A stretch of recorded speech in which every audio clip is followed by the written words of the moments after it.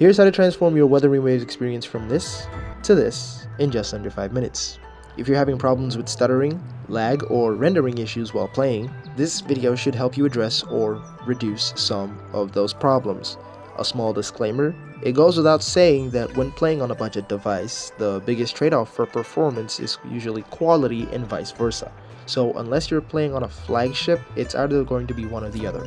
But in some cases, choose both. These are a few of the settings that I'm currently using, and I'm on a mid to low range device myself, so hopefully this should work for you too. So anyways, let's jump right into it. Now, the easiest way that I've found to be able to run this game smoothly is to set the graphics preset to very low, then adjusting the settings that come after that. I can play on max settings though, it doesn't stutter, but my phone does get hot after a while, which is normal. But personally, I play on 60 FPS with high resolution, but I will be showing better presets for more low-end devices in this video. So you can set the graphics quality to very low, and then change the resolution to your desired specifications. But it's best to leave it at either low or medium. Now depending on the phone, you can set the shadow quality to medium or high, not ultra high, and the special effects to either low or high. That doesn't really matter at this point in time. Now here's where we get a bit technical. I'm going to be explaining what these three terms mean and whether you should keep them on or off, so if you don't need to know, just skip ahead to the next timestamp. These three settings are usually just enhancements for the settings that we changed in the first part of this video, but they're still super important. Another disclaimer, this video isn't sponsored by anyone. I'm going to be starting with FSR, or Fidelity Effects Super Resolution. It's a piece of GPU enhancements developed by AMD, utilizing what's known as upscaling for improved gaming performance. Now, what upscaling actually means is it renders your game at a lower resolution than your actual screen size, and then the image is upscaled or made a bit bigger to fit your actual system's native display.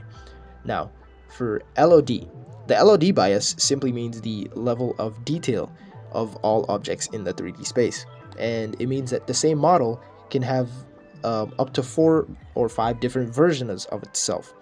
The level of detail usually starts from L0, which is the highest quality with the most amount of surfaces or textures on that particular model, and it can go up down to L4, which is basically a cube. But in this case, we have L4 is off with L0 being on high. And for the simplest one, capsule AO. AO, or ambient occlusion, is basically a method of rendering shadows to add depth. Capsule AO is used in Unreal Engine to create a soft or better looking shadow on objects made using that engine. And for the last one, just turn this off. Why is this even here? So turn FSR on, and LOD bias, you can set that to medium best if you want it to look better, but if you want it to perform better, just leave it on off or low. And capsule AO, you can set that off depending on your shadow quality, but best to leave it on off. And for the most important one, the brightness. Now scroll back up, and when you start the game, this would probably be at 50%, and it makes the game look a bit faded. It makes the colors look washed out. It makes them look really, really bad. So turn this to as low as you possibly can, to the point where you can see, but where the colors don't look that bad, I guess.